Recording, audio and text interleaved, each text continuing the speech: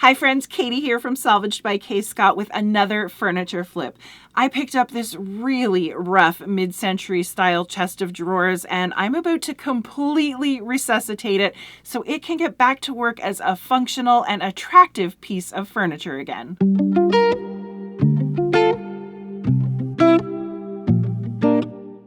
This chest has been through some things. It has seen battle, it is filthy, and it stinks. It's perfect for me. I love a good challenge, and I love the blank slate of these lower end laminate mid-century pieces. 3 of the 4 drawers are missing the guides that keep them in place. The laminate top is coming away from the wood frame, and it's also missing a huge chunk off of the front edge. It's bubbled up all over the place, but it's got good bones. So I'm going to get to work and I'll show you how I deal with all of these issues as I go. My first step is always a good clean. I think it's so important to get all of the dirt, grease, and other contaminants off of the surfaces before I sand so that I don't end up grinding anything down into the porous surfaces where I can't get them back out again.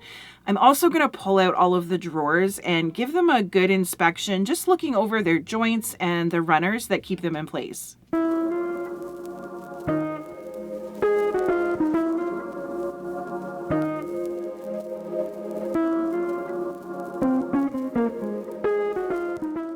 These legs are actually solid wood. It's probably maple.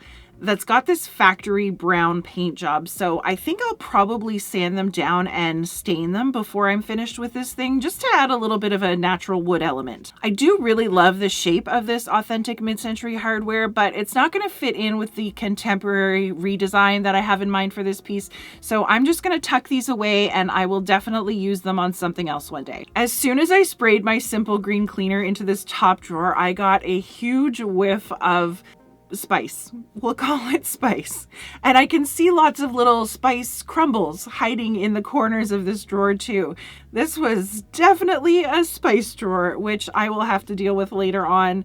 And as I was wiping out the last drawer, the dovetail joint actually fell right apart in my hand, so that's going to need a little further attention too.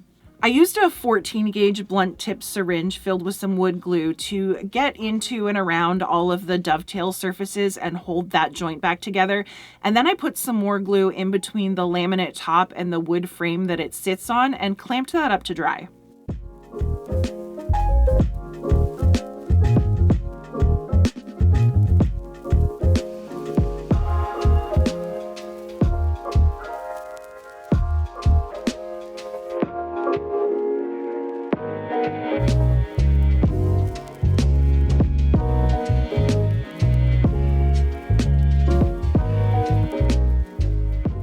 Since I'm replacing the original hardware, I need to fill in the old holes, and this KwikWood is my favorite way to do that. This is a 2-part epoxy that's kind of like clay or Play-Doh. You break off a section, mix the 2 colors together, and then you can mold it to whatever repair you're making.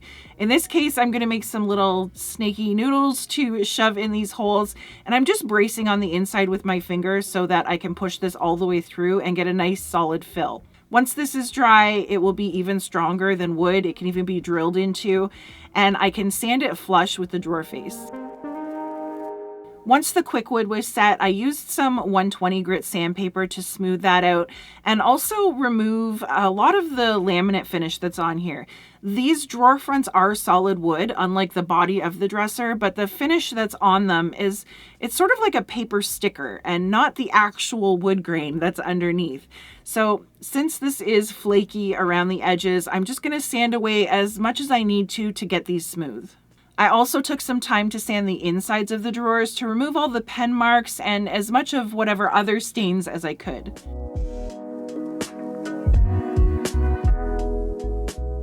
For this top that is in terrible shape, I'm still using my 120 grit sandpaper.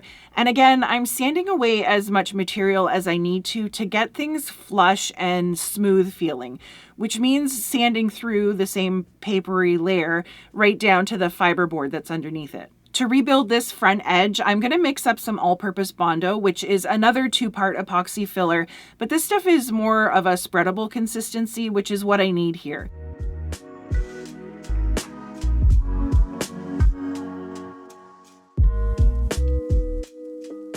I tried to fill in the missing chunk and shape it back to as much of that 90-degree corner as I could.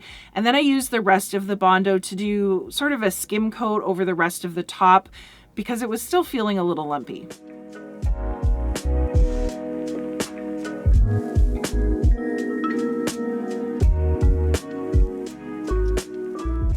While that sets up, I'm going to go back to the drawers and start dealing with the rather unpleasant skunky odor that they've got. My experience with odors and wood is that the only surefire long-term fix is to completely encapsulate it in shellac. You definitely need to wear a respirator when you're working with shellac, whether it's the brushable version or the spray can, because it's really high in VOCs.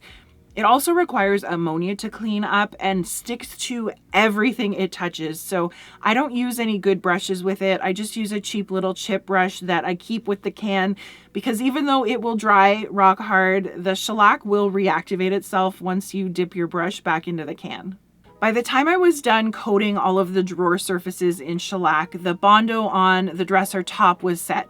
So I used my sander to help me reshape this corner and then sanded down the rest of the top again and also scuff up the rest of the slick surfaces to create enough of a texture for my primer and paint to grip onto.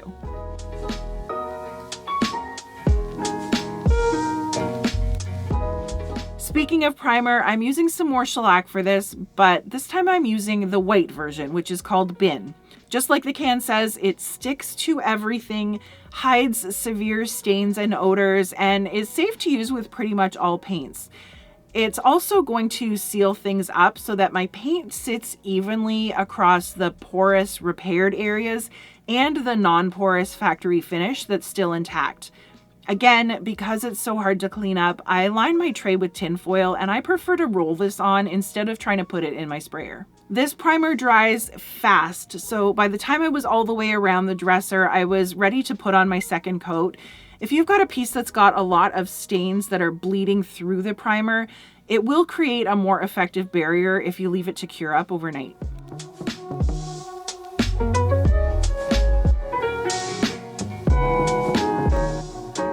I decided that I'd better replace the broken drawer guides with some new ones and make sure that all of the drawers were lining up and sliding into the chest properly before I moved on to paint. So I removed the broken ones and just screwed on some replacements from Home Depot and made sure that everything lined up.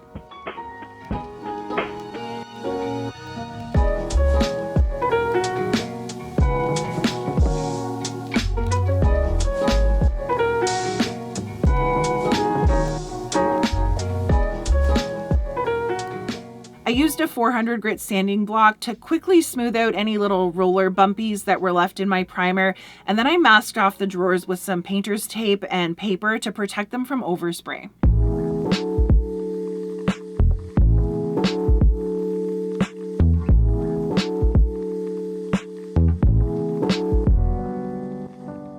I'm going to be painting this chest in Everett by Fusion Mineral Paint, which is a gorgeous olive green gray color, and I'm going to be spraying it with my gravity-fed HVLP pneumatic sprayer. I strained about half of this pint into my hopper to make sure that I don't have any dried up chunks of paint or pigment clumps that might clog up my sprayer, and then I added about a tablespoon of water in there as well.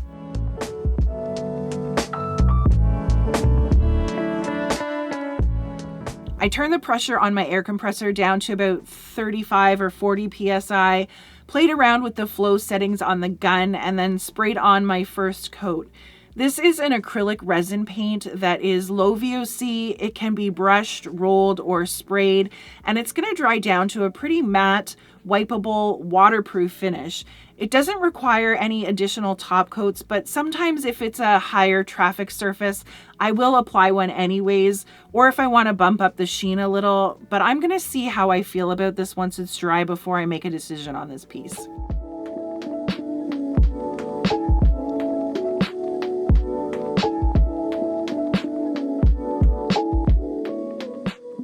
I left that first coat to dry for about 3 hours, and when I came back out to spray my second coat, I noticed that the front edges were a little rough feeling, so I'm just going to smooth down those spots with my 400 grit again and then finish painting.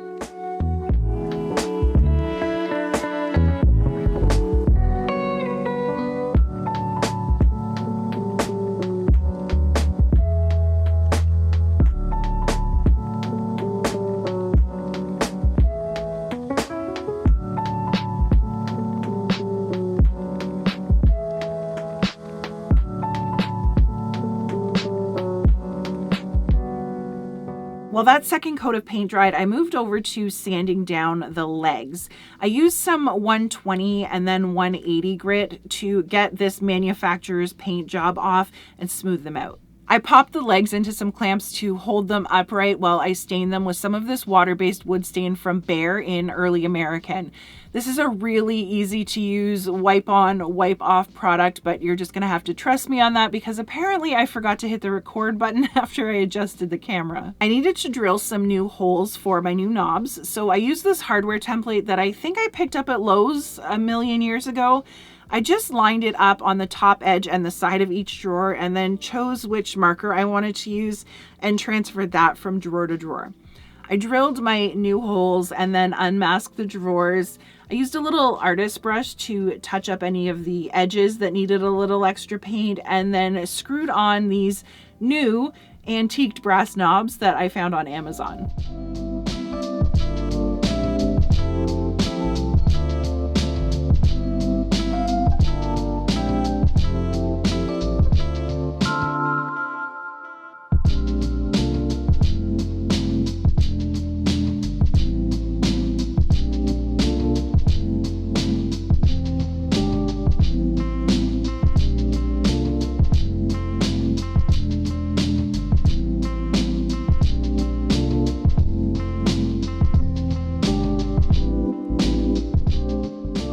I rubbed the legs down with some of Fusion's beeswax finish to seal them up and then screwed them back into their brackets and dragged everything into my kitchen to take the finished shots.